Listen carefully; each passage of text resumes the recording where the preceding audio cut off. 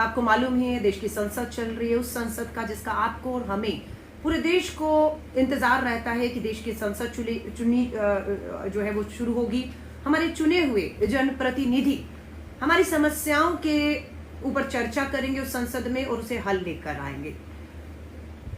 एक सवाल साथी जुड़े तब मैं अपनी बात को रखूंगी कि संसद के अंदर आज क्या सवाल पूछा गया, किसके द्वारा पूछा गया और जवाब क्या मिला। हैरान कर देने वाले हैं कुछ सवाल विपक्ष ने जो पूछे और उनके जवाब जो सत्ता पक्ष केंद्र की भाजपा सरकार ने सदन में दिए।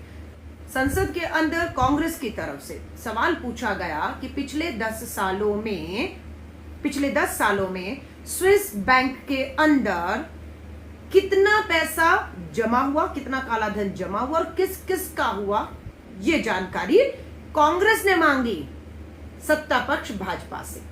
हैरान कर देने वाला जवाब सुनिएगा। लोग हैरान थे, कांग्रेस पूछ रही है, वो कांग्रेस जिसके ऊपर 2004 से पहले यही भाजपा सरकार आरोप लगाती रही, अन्ना आंदोलन हुआ, काला धन, भ्रष्टाचार, हाँ इतनी बड़ी बड़ी पोथियां दिखाई गई, खातों के नंबर बताए गए। वो कांग्रेस आज सदन में लोकसभा में खड़े होकर पूछ रही थी केंद्र की मोदी सरकार से, हम ये जानना चाहते कि पिछले 10 सालों में स्विस बैंक में कितना काला धन जमा हुआ है और किस किस का हुआ है।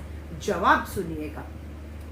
केंद्र की भाजपा सरकार जवाब देती है कि उनके पास कोई जानकारी है ही नहीं कि पिछले 10 सालों में देश का कितना काला धन स्विस बैंक में किस किस का जमा हुआ है। ये तो वही सरकार थी ना जो जन लोकपाल, अन्ना आंदोलन, काला धन, कांग्रेस, भ्रष्टाचार, और आज कहती है इनके पास कोई जानकारी नहीं है। फिर सवाल उठा कि कांग्रेस 10 साल में थी, आरोप लगे काला धन स्विस बैंक में है, कितनों के ऊपर कार्रवाई की गई पिछले 7 सालों में जब से भाजपा की सरकार है और उन्हें कितनों को सजा हो गई, जेल हो गई, उम्र कैद हो गई और कितने धन की वसूली हो गई। जवाब फिर वही, कोई कांग्रेस का 10 सालों के शासन में 2004 से 14 की सरकार में डॉक्टर मनमोहन सिंह जी के साथ दौरान एक भी पूर्व केंद्रीय मंत्री ऐसा नहीं है जिसका स्विस बैंक के खातों का कोई भी रिकॉर्ड या धन मिला हो, जिसपे 7 सालों में केंद्र की मोदी सरकार पूरी सत्ता में बहुमत के साथ है, उन्हें पकड़कर उन्हें दोषी करार देकर जेल भेज पाई। एक भी नेता, 100 आरोप लगे लेकिन एक भी नेता आज की तारीख में जेल में नहीं, सजा नहीं, कोई केस नहीं। सच्चाई सामने आ रही है। अच्छा, इसीलिए कांग्रेस ने हिम्मत करके इस सवाल पे देश के लिए भी जानना जरूरी है कि जिन्होंने आरोप लगाए वो गवर्नर बन गए, केंद्रीय मंत्री बन गए, दिल्ली का मुख्यमंत्री बन गए।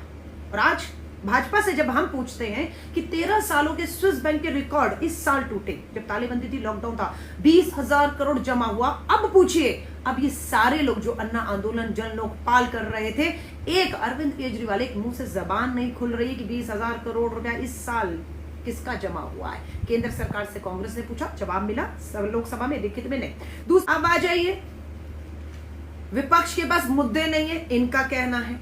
आज देश के प्रधानमंत्री ने सर्वदलीय बैठक बुलाने की बात कर रहे हैं कि नेता के जितने विपक्ष हैं, नेता सोनिया गांधी जी है, ममता बनर्जी है, बीएसपी की नेता, एसपी की नेता विपक्ष, एनसीपी या लेफ्ट, इनकी नेताओं की प्रधानमंत्री जी मीटिंग बुलाई ताकि संसद सत्र चल सके। प्रधानमंत्री नरेंद्र मोदी जी ने आज मीटिंग बुलाई, लेकिन किसकी बुलाई?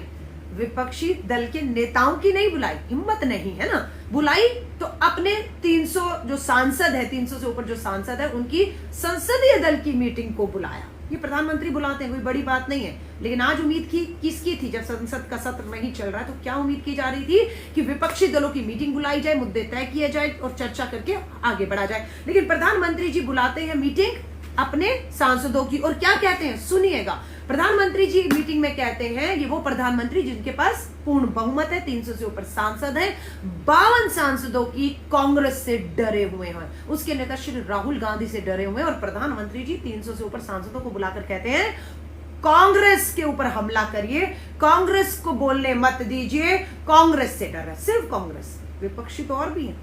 सिर्फ 52 सांसदों के साथ और श्री राहुल गांधी जी सदन से लेकर सड़क तक किसानों के ट्रैक्टर लेकर उतरे। प्रधानमंत्री मोदी जी डरकर आज अपने संसदीय दल की मीटिंग करते हैं और अपने सांसदों को कहते हैं कांग्रेस पे हमला करिए। ये नियत बताता है प्रधानमंत्री जी के। अब आ जाइए असम के अंदर, असम और मिजोरम, ये दोनों भारत देश के अभिन्न अंग हैं, हमारे देश के ही दोनों राज्य हैं। इस सरकार से क्या उम्मीद करें कि सरहद पर जो पाकिस्तान और चीन से लगातार लद्दाख में, सिक्किम में हमें चुनौती मिल रही है, ये सरकार उनसे निपटेगी? क्या उम्मीद करें जो सरकार अपने ही देश के 2 राज्य, कौन सा? असम, दूसरा कौन सा है? मिजोरम, दोनों में किसकी सरकार है? भाजपा की मिजोरम में सरकार, भाजपा की असम में, डबल इंजन की सरकार केंद्र में। गृह मंत्री अमित शाह जी कहां थे? पार्लियामेंट छोड़कर नॉर्थ ईस्ट में थे। क्या हुआ? नॉर्थ ईस्ट के अंदर असम और मिजोरम की बॉर्डर को लेकर, 2 राज्य हमारे ही हैं, उनके आपस की बॉर्डर के लेकर लड़ाई, विवाद यहां तक पहुंच गया कि असम के 6 पुलिस वाले शहीद हो गए। ये हो रहा है भाजपा के राज में। विवाद पुराने थे, चाहे वो हमारा चीन के साथ हो, पाकिस्तान का हो, असम मिजोरम की बॉर्डर का इश्यू हो, विवाद बातचीत से सुलझाए कांग्रेस ने। हिंसा नहीं हुई, लेकिन लद्दाख में, गलवान वैली में 60-65 के बाद पहली बार चीन के हाथों जो है हमारे सैनिकों पर वार होते हमने आपने देखा है। मिजोरम और असम के अंदर अमित शाह जी, इसीलिए विपक्ष आपका इस्तीफा मांग रहा है। दिल्ली आपके नीचे दंगों की आग में झोंक दी गई, आप गृह मंत्री थे, आपको इस्तीफा तब भी मांगा गया, और आज असम और मिजोरम के बीच में हिंसा हो रही है, हमारे जवान मारे जा रहे हैं। आपके पास हल नहीं है तो छोड़ दीजिए। लेकिन शर्म की बात है कि हमारे ही 2 राज्य सीमा विवाद में उलझ के जो है वो इस तरह का खून खराबा हो रहा है। सुब्रमण्यम स्वामी, ध्यान से सुनिएगा, राज्यसभा सांसद हैं, किसके? भाजपा के हैं। प्रश्न लगाया कि 2016 और 17 में जो जासूसी है उसके लिए केंद्र सरकार ने कितना बजट रखा था? जवाब मिलता है 33 करोड़ रुपए। कितना? 2016-17 में 33 करोड़। और फिर पूछा गया 2017 और 18 अगले साल में जासूसी का बजट कितना रखा गया? जवाब मिला 333 करोड़ रुपए। ये सवाल किसने पूछा? भाजपा के राज्यसभा सांसद ने, क्योंकि उन्हें मालूम था दाल में काला है। मोटी कीमत देकर इजराइल की जासूसी कंपनी से अपने ही देश के लोगों की जासूसी करवाई जा रही है, इसलिए सुब्रमण्यम स्वामी ने हिम्मत करके सवाल पूछा, जवाब मिला। अगला सवाल उनका यह था कि एक ही साल में जो 33 करोड़ जासूसी पर खर्च होता था, किसी की फोन टैपिंग करनी है, जासूसी करनी है, देश की सुरक्षा के लिए, आतंकवादियों घटनाओं को समय से पहले जो है पता करके उसको रोकने के लिए, उसका बजट मात्र एक साल में 33 करोड़ से 2017-18 में 333 करोड़ बढ़ गया, 300 करोड़ बढ़ गया। तो ये कहां खर्च किया गया? क्योंकि इस धन को बढ़ाने के बाद ही 2019 में पुलवामा हमला हुआ था। पुलवामा, हमारे जवान शहीद कर दिए गए। जवाब नहीं मिलता है। ये देश की सुरक्षा और देश से जुड़े सवाल है। जो कहते हैं विपक्ष के पास मुद्दे नहीं है, राहुल गांधी जी, कांग्रेस के पास मुद्दे नहीं है, ये मुद्दे हैं। मुद्दा है हम जहां मांग कर रहे हैं, क्यों भाग रही है भाजपा की मोदी सरकार? ज्वाइंट पार्लियामेंट्री कमेटी जेपीसी की मांग हम कर रहे हैं सुप्रीम कोर्ट के अधीन, चीफ जस्टिस के अधीन। आपके मांग की जा रही है जासूसी कांड की जांच कर दिया जाए। इजराइल कर रहे हैं, दूसरे देश कर रहे हैं, जिनके लोगों के नाम है। आप क्यों बच रहे हैं? आप कह रहे हैं हम जासूसी नहीं करा रहे, अच्छी बात है, आप नहीं करा रहे, लेकिन खतरा और बढ़ जाता है कि कौन लोग करा रहे हैं। जो लोग भी करा रहे हैं उनके खिलाफ अगर दूसरे देशों ने, इजराइल तक ने अपने ही सॉफ्टवेयर के खिलाफ, उसी कंपनी के खिलाफ जांच बिठा दी, तो आप क्यों भाग रहे हैं?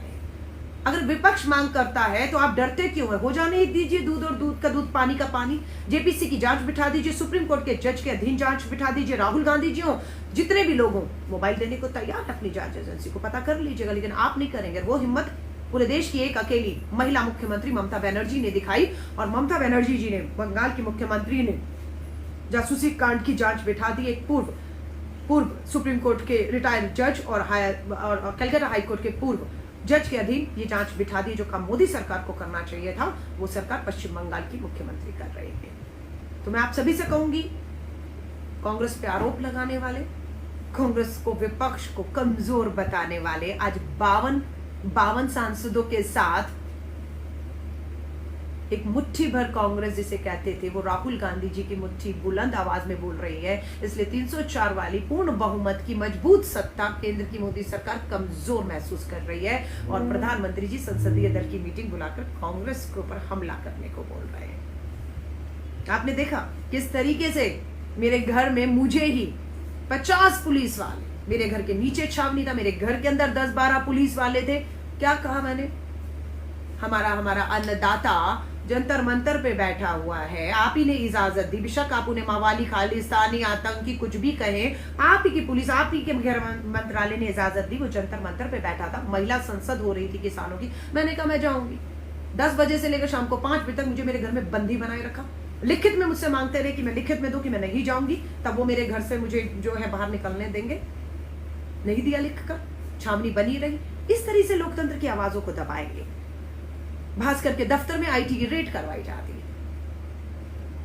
जिन पे भी भ्रष्टाचार के आरोप लगाए स्विस बैंक में, हम ही पूछते हैं बताइए किसका पैसा पिछले 10 सालों में, कोई जवाब नहीं। और जिनको ये भ्रष्ट कहते थे कोई एक जेल में नहीं है, कांग्रेस के नेता, ये हम ही ने पूछा, जवाब मिला दिए। सब भाजपा में है आज की तारीख में। तो नरेंद्र मोदी जी, देश के प्रधानमंत्री जी, ध्यान से सुन लीजिएगा। ये देश का नागरिक जानता है आप बहुमत के दम पर तानाशाही करते हुए हर विपक्ष की आवाज को, हर विपक्ष की आवाज को, चाहे वो मीडिया में है चाहे कोई भी है, आप इन आवाजों को दबा नहीं पाएंगे।